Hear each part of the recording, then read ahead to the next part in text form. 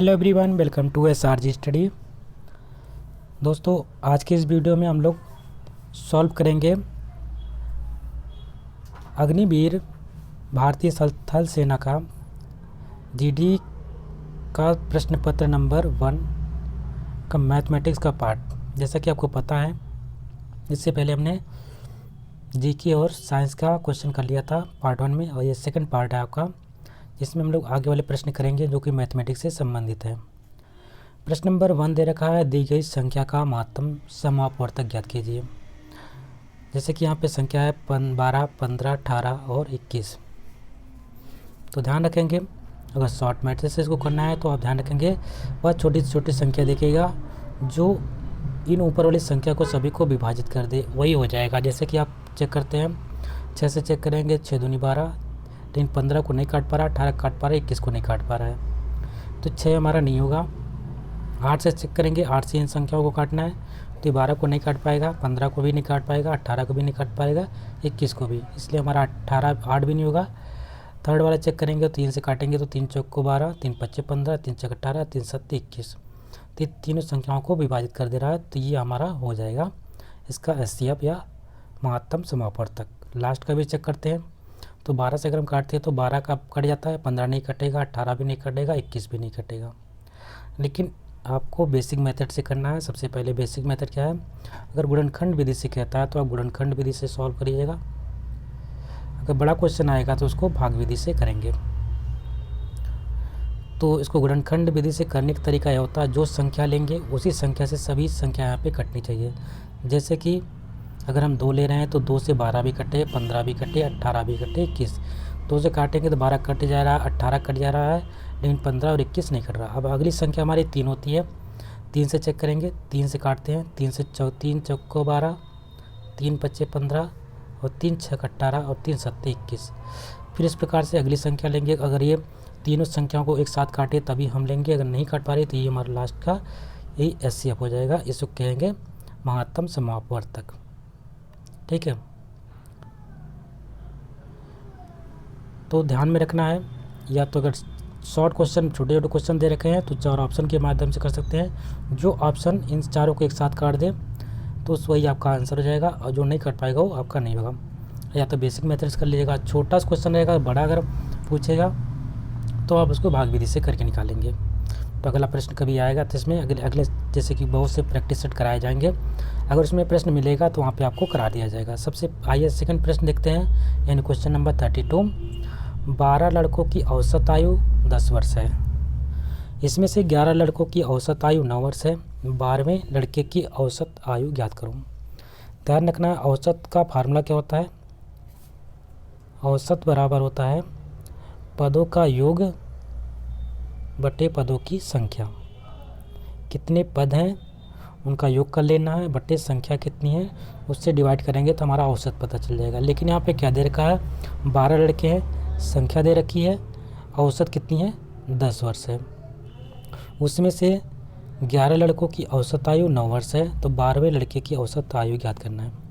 ठीक है, तो पहले कंडीशन के लिए हम लोग अप्लाई करेंगे ये फार्मूला औसत और योग बटे संख्या का। औसत हमें दे रखा है 12 लड़कों की 10 वर्ष, तो औसत की जगह पे 10 रखेंगे, और संख्या हमारा कितना दे रखा है 12, और योग पूछ रखा है, तो यहाँ से योग निकाल लेंगे। तो योग बराबर क्या हो जाएगा, 12 को 10 पे मल्टीप्लाई कर देंगे। अब 12 को हम 10 में मल्टीप्लाई करेंगे तो हो जाएगा 12 10 में 120। योग बराबर कितना हो जाएगा 120 आ गया इसका। सेकेंड कंडीशन क्या कह रहा है कि 11 लड़कों की औसत आयु 9 वर्ष है, तो 12वें लड़के की औसत आयु ज्ञात करना है। सेम प्रोसीजर हम सेकंड के लिए भी करेंगे। औसत बराबर क्या होता है, योग बटे पदों की संख्या, या कह सकते हैं योग बराबर क्या हो जाएगा, औसत इंटू पदों की संख्या। तो यहाँ पे लड़के कितने हो गए, सेकंड में 11 लड़के हैं, औसत उनका 9 है, तो 11 9 99, इसका जो योग आ जाएगा 99 आ जाएगा। अच्छा, पहले का योग 120 आया था, दूसरे का योग कितना है 99 आएगा। तो 120 में से हम 99 को घटा देंगे तो कितना आ जाएगा, 10 में से 9 जाएगा, 1 यहाँ पे बचेगा 11, तो यहाँ पे 2। यही होगा जो 12वें लड़के की, जो 12वां लड़का इसमें होगा उसकी औसत आयु कितनी वर्ष हो जाएगी, 21 वर्ष। ठीक है, करना क्या था, इन 12 लड़कों की औसत आयु को मल्टीप्लाई करते थे उनकी आयु से, उसके बाद 11 लड़कों की औसत आयु को 9 से मल्टीप्लाई कर देते थे। दोनों को मल्टीप्लाई करने के बाद इसको करेंगे तो 120 आ जाएगा, इसको करेंगे तो 99 आ जाएगा। ये घटा देंगे तो हमारा जो योग घट के आएगा वही 21 वर्ष होगा, वो 12वें लड़के की औसत आयु हो जाएगी। यानी कि क्वेश्चन नंबर 32 का ये आपका सही हो जाएगा। प्रश्न नंबर 33 है कि 18,440 का 15% वार्षिक दर से 4 वर्ष का साधारण ब्याज क्या होगा। जब भी साधारण ब्याज का क्वेश्चन पूछेगा तो आपको फार्मूला क्या लिखना है, सिंपल इंटरेस्ट या साधारण ब्याज बराबर होता है मूलधन गुणे दर, मूलधन गुणे समय बटे 100, या इंग्लिश में लिखेंगे सिंपल इंटरेस्ट यानी कि साधारण ब्याज equal to P into R into T upon 100।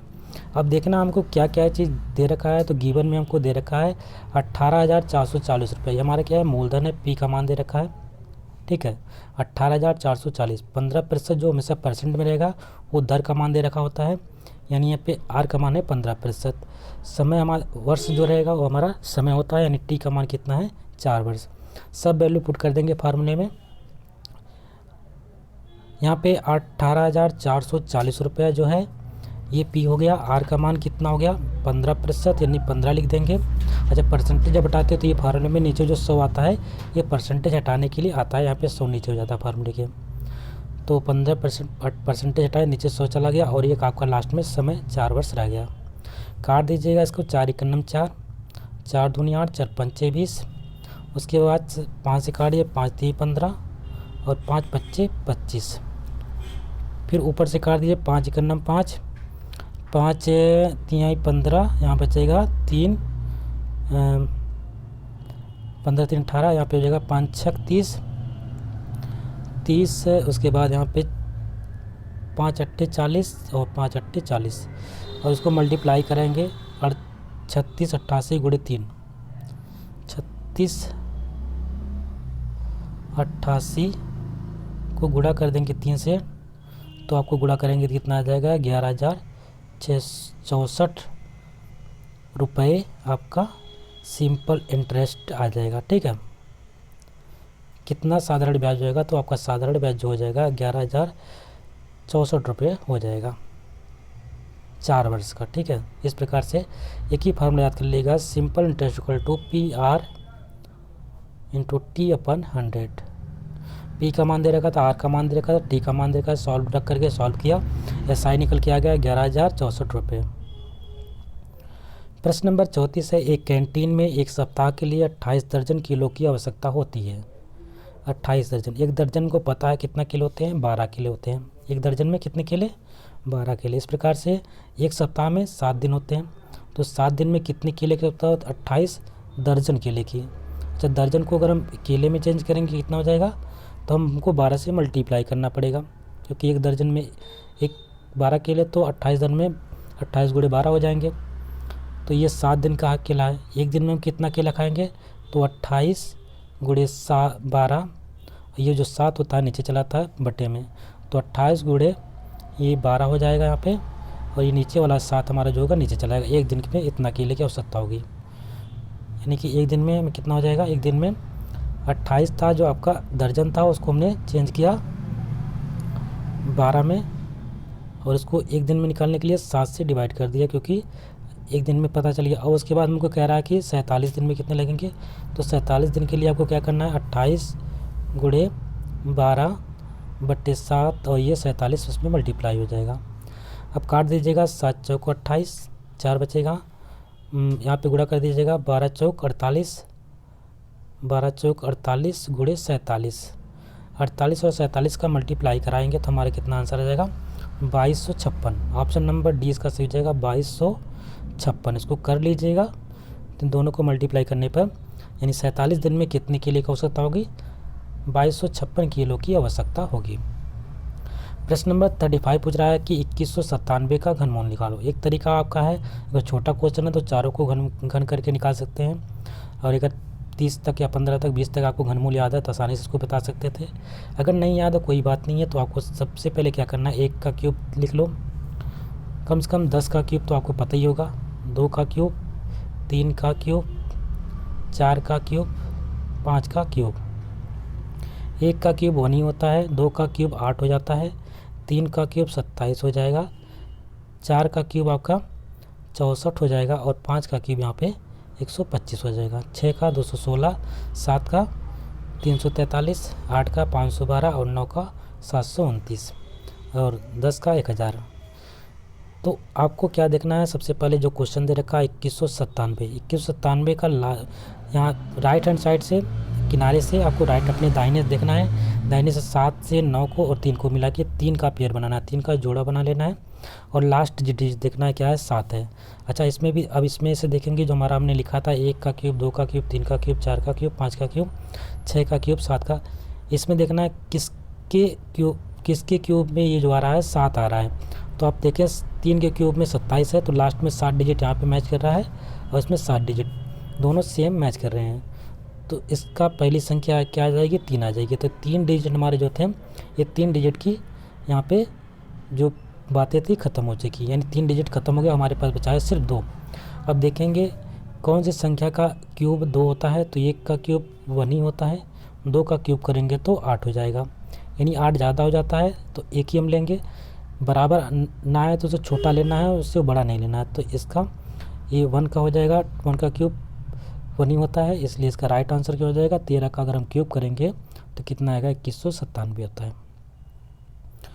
तो इसका राइट आंसर हो जाएगा ऑप्शन नंबर सी, बिल्कुल सही है। प्रश्न नंबर 36 है, एक आयताकार क्षेत्र की लंबाई 30 मीटर और चौड़ाई 20 मीटर है, तो उसका परिमाप क्या होगा। इस प्रकार से आप बनाएंगे आयत। आयत में क्या होती है, लंबाई होती है और चौड़ाई होती है।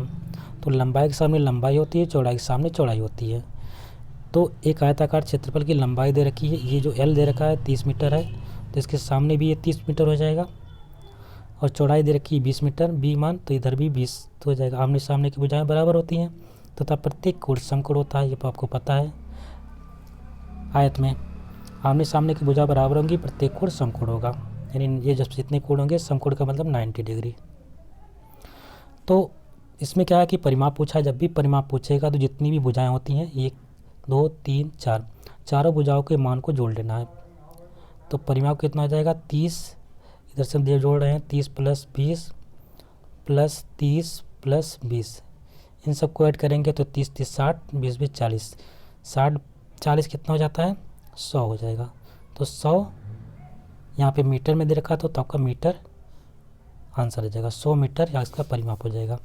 यदि आप फार्मूले से करना चाहते हैं तो फार्मूला क्या होता है, 2 ब्रैकेट में लंबाई धन चौड़ाई।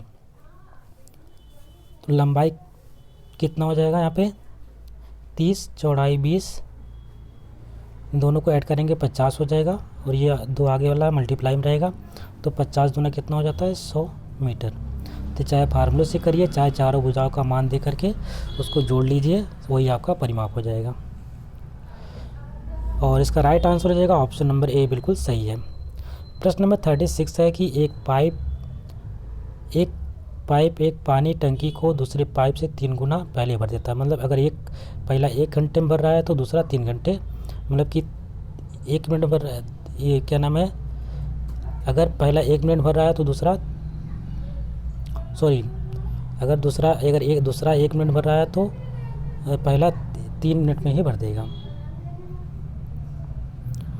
यानी इसकी एफिशिएंसी 3 गुना ज़्यादा है, उसका समय कम लगेगा और ये वाला जो पहली वाली पाइप है उसको ज़्यादा टाइम लगेगा भरने में। तो कह सकते हैं कि जो अगर पहली पाइप दूसरे से 3 गुना पहले भर देता है, पहला जल्दी भर देगा जबकि दूसरा बाद में भरेगा। यदि दोनों पाइप खाली टंकी को 30 मिनट में भर देते हैं, दोनों मिलकर के करते हैं, किसी टंकी को 30 मिनट में भर देते हैं, तो धीरे वाला पाइप कितने देरी में भरेगा। तो ध्यान में रखेंगे, अगर पहले को हम मानते हैं पहला 1 मिनट में भर रहा है तो कितने में भर रहा है, एक्स टाइम लग रहा है, और दूसरा अगर भर रहा है 3 मिनट लग रहा है उसको भरने में, तो वो भी एक्स टाइम लगेगा और कितने देर में भर दे रहा है, 1/30 मिनट में समय उनको लग रहा है। तो सॉल्व करेंगे, यहाँ पे हो जाएगा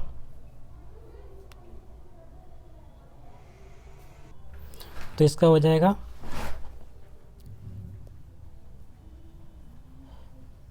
ध्यान में रखेंगे 1/x और 3/x हो जाएगा बराबर 1/30।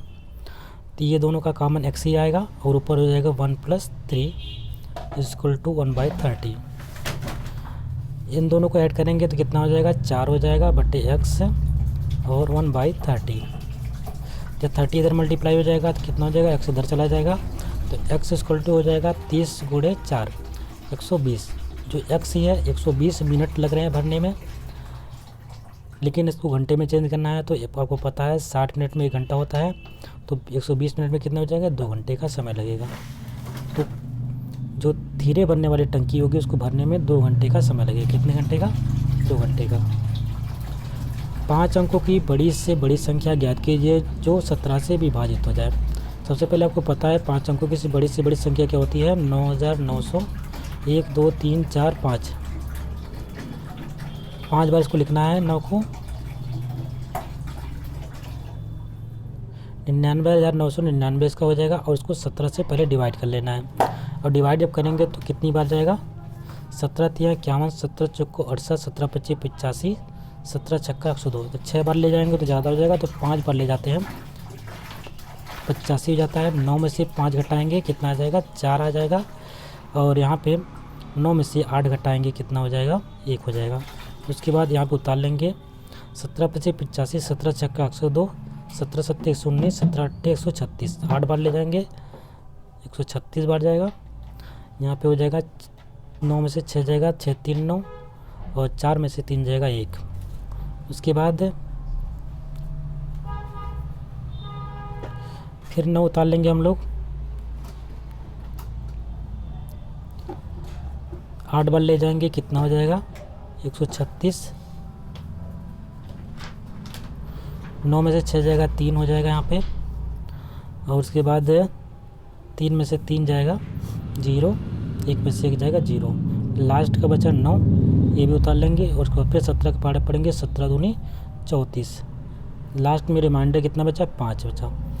ये 5 बचा, ध्यान में रखेंगे जो 5 हमारा होता है, इसी 5 को 5 अंकों की बड़ी से बड़ी की बात करेगा तो 9 9 9 9 1 2 3 4 5, इसी में से 5 घटा देंगे, ठीक है।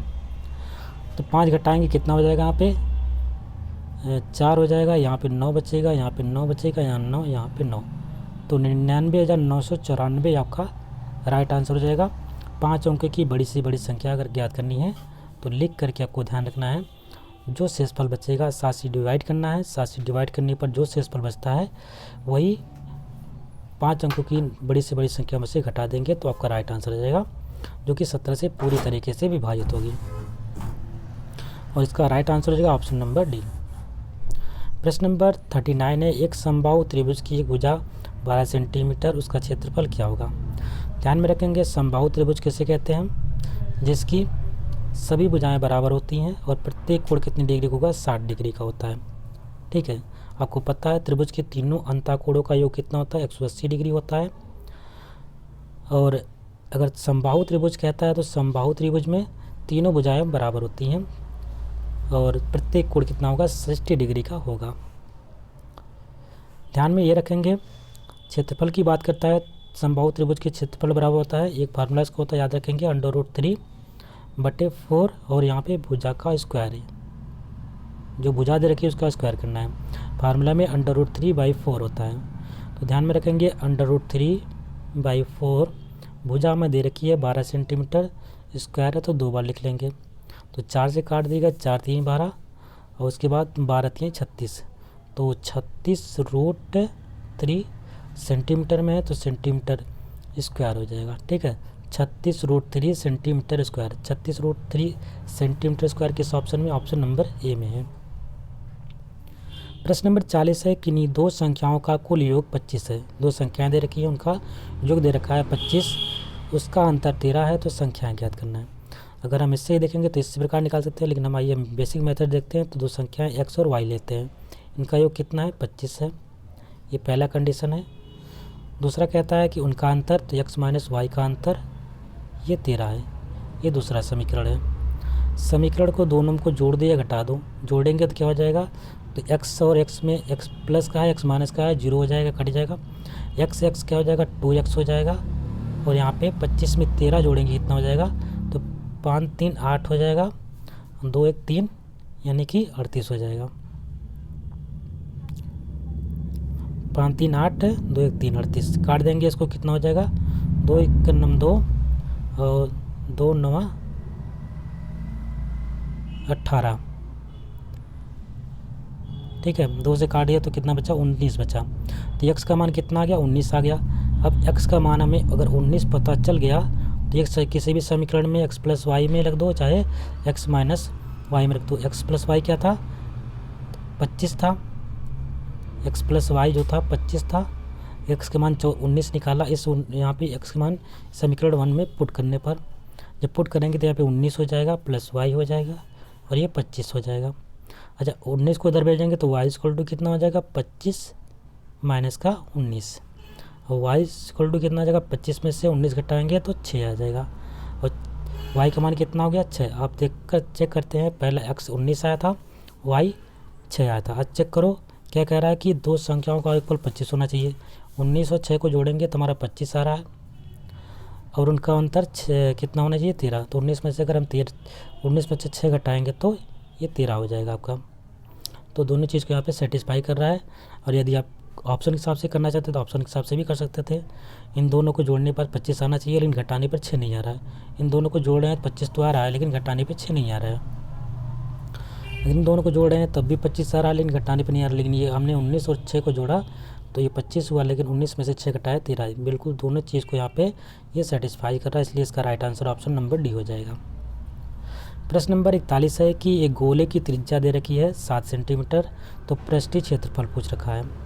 गोले की बात करेगा तो आपको बॉल समझना है, जो फुटबॉल वाली बॉल होती है उसको देखना है। ठीक है, सर्कल नहीं देखना है, सर्कल का अलग होता है और गोले में सभी किनारे करें चारों ओर। क्षेत्रफल अगर बात करता है तो चारों ओर की बात कर रहा है, पूरा गेंद की बात कर रहा है। और अगर सर्कल की बात करेगा समझ लीजिए चूड़ी की बात कर रहा है। इस तरीके से समझ लीजिए, चूड़ी में पूरा अंदर का खोखला होता है। तो में गोले की बात किया है तो गोले में ध्यान रखना है आर का मान दे रखा है, जो त्रिज्या दे रखी है कितनी है 7 सेंटीमीटर है, उसका पृष्ठीय क्षेत्रफल। फार्मूला क्या होता है पृष्ठीय क्षेत्रफल का, गोले का क्षेत्रफल बराबर होता है जो सर्कल का क्षेत्रफल होता है उसी में 4 से मल्टीप्लाई कर देते हैं तो 4 पाई आर स्क्वायर। इसका होता है पाई आर स्क्वायर, तो इसका हो जाएगा 4 पाई आर स्क्वायर। तो 4 को गुणा करेंगे 22/7, आर का मान पाई का मान होता है, पाई का मान याद रखेंगे 22/7 या 3.14। अब आर का मान पुट कर देंगे, आर का मान कितना है यहाँ पे 7 है दे रखा है तो स्क्वायर लगा 2 बार लिख देंगे। एक साथ से एक साथ काट देंगे और ये गुणा कर देंगे 7 चौक 28, 28 को गुणा करना है 22 के साथ। तो 28 और 22 का मल्टीप्लाई करेंगे कितना आ जाएगा, ये आपका होगा 616 सेंटीमीटर स्क्वायर। ठीक है, 616 सेंटीमीटर स्क्वायर, क्योंकि यहाँ पे त्रिज्या सेंटीमीटर में रखी थी इसलिए हमारा क्षेत्रफल भी जो आएगा सेंटीमीटर स्क्वायर में आएगा। प्रश्न नंबर 42 है कि पूछ रहा है कि 8, 10, 15, 16 और 20 का लघुत्तम समापवर्तक ज्ञात कीजिए। तो ज्ञात कर लीजिए, कोई दिक्कत नहीं होनी चाहिए। अभाज्य संख्याओं से मल्टीप्लाई कराना है। अभाज्य संख्या कैसे कहते हैं, जो एक से और अपने आप से विभाजित होती है उनको हम अभाज्य संख्याएँ कहते हैं। तो 8, 10, 15 और 16, 20, इसको 2 से पहले काटिए, 2 चौक को 8, 2 पंचे 10, 15 नहीं कटेगा रहने दीजिए, 2 अट्ठे 16, 2 दाम में 20, फिर 2 से काटिए, 2 दूना 4, 5 नहीं कटेगा रहने दीजिए, 15 नहीं कटेगा रहने दीजिए, 2 चौक को 8 और 2 पंचे 10, फिर आप 4 से डाइट कर दीजिए इसको, सॉरी 2 ही से काटिए, अभी 2 से काटेंगे, 2 के नम 2, 5 नहीं कटेगा रहने दीजिए, 15 नहीं कटेगा, 2 दूनी 4 और 5 उतार लीजिए, फिर 2 से ले जाइए एक बार, उसके बाद आपका 1, 5 नहीं कटेगा उतार लीजिए, 15 नहीं कटेगा उतार लीजिए, 1 हो जाएगा, 2 के नम 2 और 5 का नहीं कटेगा, फिर आप ले जाइएगा 3 से डिवाइड करिएगा, तो 3 1, 5 नहीं कटेगा, 3 पच्चे 15, उसके बाद 1 और 5, फिर 5 से लास्ट काट दीजिएगा, तो 5 का नम ये पूरा 1 हो जाएगा, ये भी 1 हो जाएगा, ये भी 1 हो जाएगा, 1 तब तक काटना है जब तक कि ये 1 ना हो जाए। अब देखेंगे, ध्यान में रखेंगे जिस संख्या से काटे हैं 2 एक बार यहाँ पे है, एक बार यहाँ पे 2 है, एक बार यहाँ पे यानी 1 2 3 4, 4 बार 2 है, और उसके बाद एक बार 3 है, एक बार 5 है।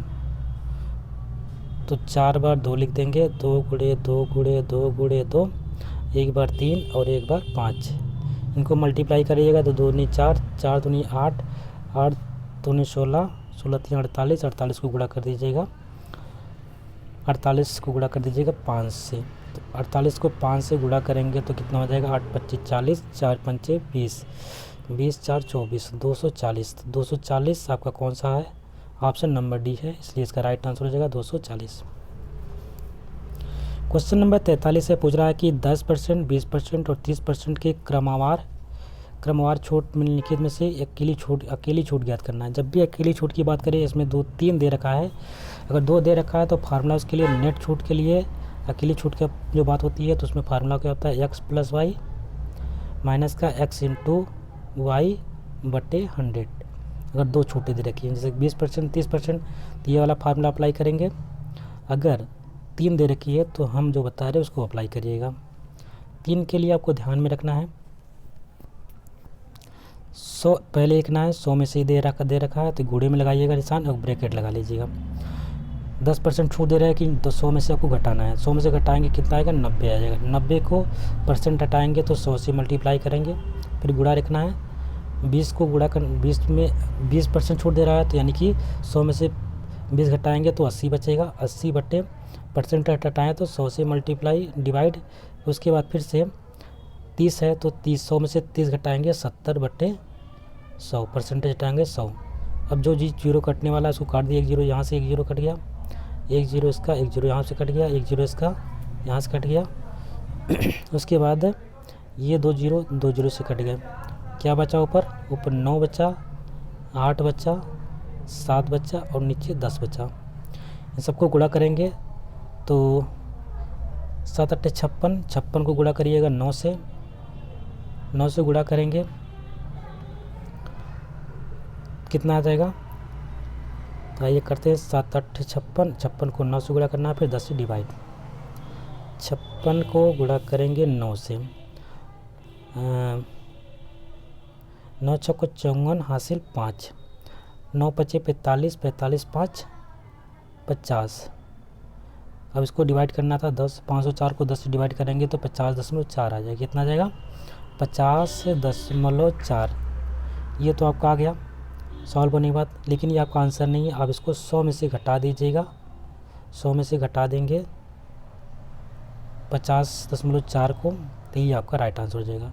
यहाँ से एक उधार गया, यहाँ पे 10 हो गया, 10 में से 4 गया 6, यहाँ पे 9 बचा और 9 में से 0 जाएगा तो 9 ही बचेगा। यहाँ बचेगा कितना, 9, 9 में से 5 जाएगा तो यहाँ पे 4, तो 4.6, यही आपका राइट आंसर हो जाएगा। ऑप्शन नंबर ए बिल्कुल सही है। प्रश्न नंबर 3 कह रहा है 44 कह रहा है कि एक के गांव के में पुरुष और महिलाओं का अनुपात 5:3 है। यदि गांव में 800 पुरुष हो तो महिलाओं की संख्या ज्ञात करना है। ध्यान में रखेंगे जब भी किस प्रकार से अनुपात का क्वेश्चन आए, अगर पुरुष या महिला का संख्या दे रखी है तो किसकी ज्ञात करना है, महिला की संख्या अगर ज्ञात करनी है तो महिला बराबर क्या लिखते हैं, ये जो 800 है 800 को ऊपर रहने दीजिए, इसके साथ कुछ को मल्टीप्लाई करना है, इसके साथ मल्टीप्लाई करेंगे महिला को, जिसको ज्ञात करना वो ऊपर रहेगा, ठीक है। और जो पुरुष का अनुपात जिसका दे रखा है उसको नीचे भेज देंगे। इस प्रकार से एक इक्वेशन बना लेंगे और इक्वेशन बनाने के बाद उसको काट देंगे। तो आप 5 से काटेंगे तो कितना, 8 5 के 5, यहाँ 3 बचा तो 5 6 30 और यहाँ पे 0।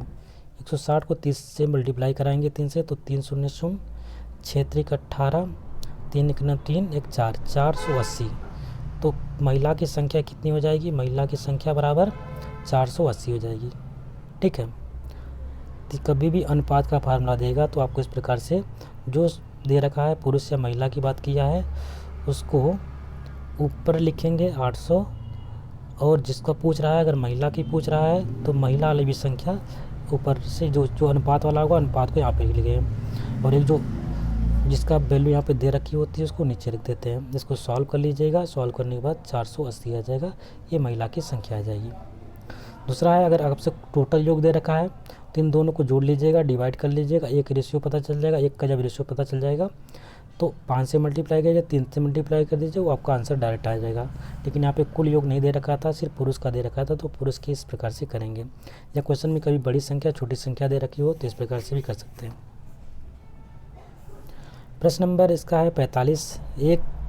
राम एक काम को 10 दिन में और मोहन 15 दिन में करता है। दोनों मिलकर उसी काम को कितना, मतलब ए जो है वो कितने दिन में कर रहा है, 10 दिन में कर रहा है।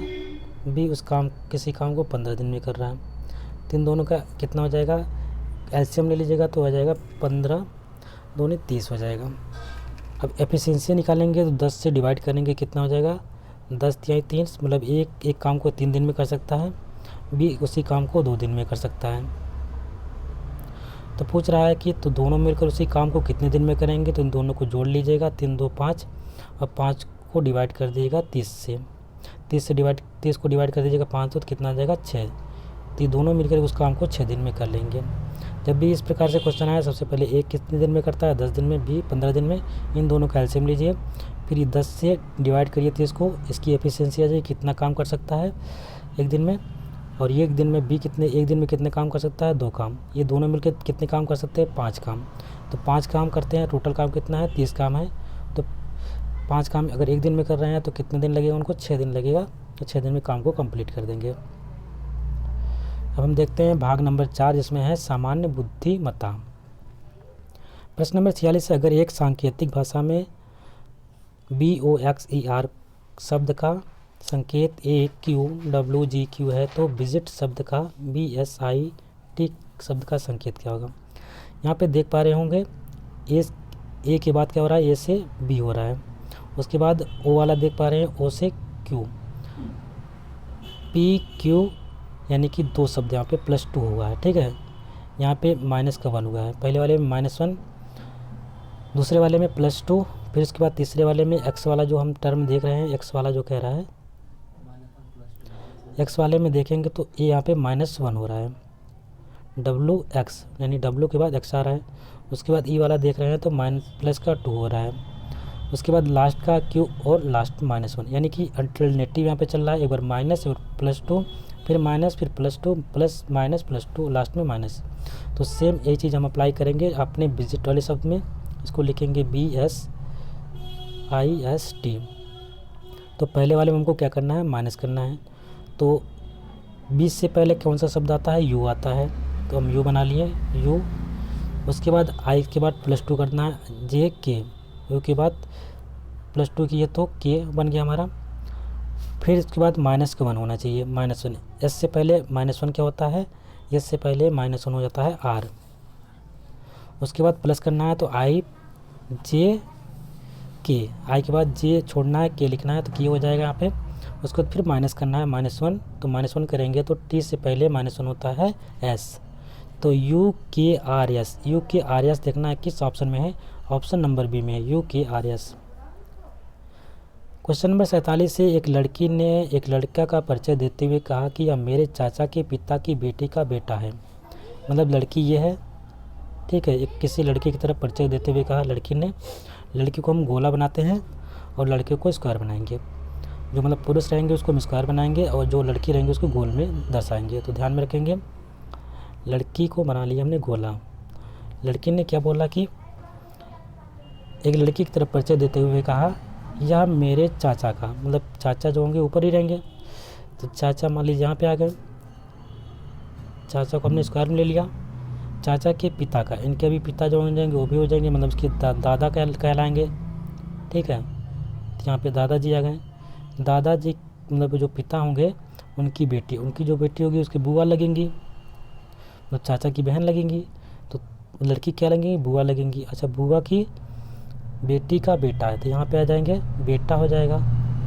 तो इन दोनों के बीच में क्या संबंध है, तो ये लड़की है, ये लड़का है। तो बुआ की लड़की क्या कहलाती है, बुआ का लड़का जो होता है वो क्या होता है, भाई कहलाता है। इसलिए इसका राइट आंसर क्या हो जाएगा, ऑप्शन नंबर ए सही हो जाएगा। क्वेश्चन नंबर 48 है, दिए गए विकल्प में से क्रम को पूरा करें। क्रम इस प्रकार से चल रहा है, DKY, उसके बाद FJW। तो ध्यान में रखेंगे D के बाद क्या है 2 प्लस हुआ है DEF। D के बाद हमारा अगला टर्म क्या है E और F बन रहा है, +2 हो रहा है। फिर उसके बाद अगला टर्म यहाँ पे के जे के उल्टा चल रहा है, -1 चल रहा है यहाँ पे, जे से पहले के आ रहा है। उसके बाद वाई WXY यहाँ पे -2 चल रहा है। इसी प्रकार से DEFGHIJKL पहला टर्म क्या आना चाहिए, L आना चाहिए। L किस में है, ऑप्शन नंबर ए में है और ऑप्शन नंबर डी में है। उसके बाद दूसरे में क्या था, -1 था, जे के बाद के होना चाहिए। तो -1 आने के लिए यहाँ पे H से पहले कौन सा टर्म आएगा, जी। तो यहाँ पे सेकंड टर्म जी होगा, जी के बाद H आना चाहिए, यहाँ पे H आ रहा है, आई फिर जे फिर के। लास्ट है, लास्ट में क्या चल रहा है कि प्लस का WXY -2 चल रहा है।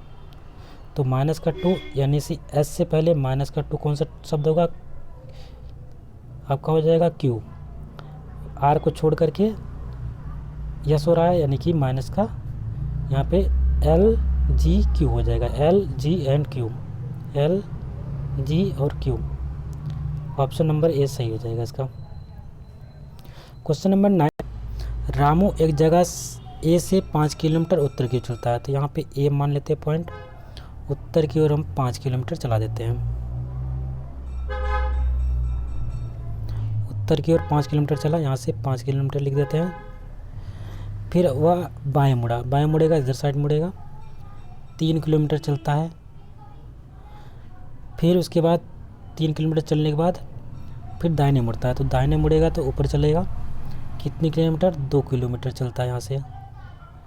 उसके बाद 2 किलोमीटर चलने के बाद फिर वो अपने दाहिने मुड़ेगा, दाहिने चलेगा तो कितना हो जाएगा, 3 किलोमीटर चलेगा। अब इसका लास्ट बिंदु कहाँ पे है, यहाँ पे है, बी यहाँ पे है। प्रारंभिक बिंदु ये था और लास्ट बिंदु, इन दोनों को मिला देंगे कितनी दूरी, तो यहाँ से यहाँ तक की दूरी 5 थी और यहाँ से यहाँ तक की दूरी 2 है। तो 5 में 2 कर देंगे ऐड, कितना हो जाएगा, 7 किलोमीटर हो जाएगा। तो ऑप्शन नंबर इसका ए बिल्कुल सही है, 7 किलोमीटर ये चलेगा। प्रश्न नंबर 50 है, पूछ रखा है कि दिए गए विकल्पों में से दिए गए क्रम में खाली स्थान को भरो। तो इस प्रकार से यहाँ पे सीरीज चल रहा है 64, फिर 32 घट रहा है 16, 8, यानी उसका आधा आधा घट रहा है। तो 64 का आधा 32 होता है, 32 का आधा 16, 16 का आधा 8 और 8 का आधा कितना हो जाएगा, 4। तो यहाँ पे ऑप्शन नंबर बी बिल्कुल सही हो जाएगा, 4, 8, 16, 32, 64। तो इस प्रकार से आपका जो सेकंड पार्ट था आर्मी जीडी के प्रश्न पत्र पहले का वो कंप्लीट होता। आशा करते हैं आपको वीडियो अच्छी लगी होगी। यदि वीडियो पसंद आए तो इसको लाइक करिएगा, शेयर करिएगा और चैनल पे नया है तो चैनल को सब्सक्राइब कर लीजिएगा। मिलते हैं एक नए वीडियो में, तब तक के लिए नमस्कार, जय हिंद।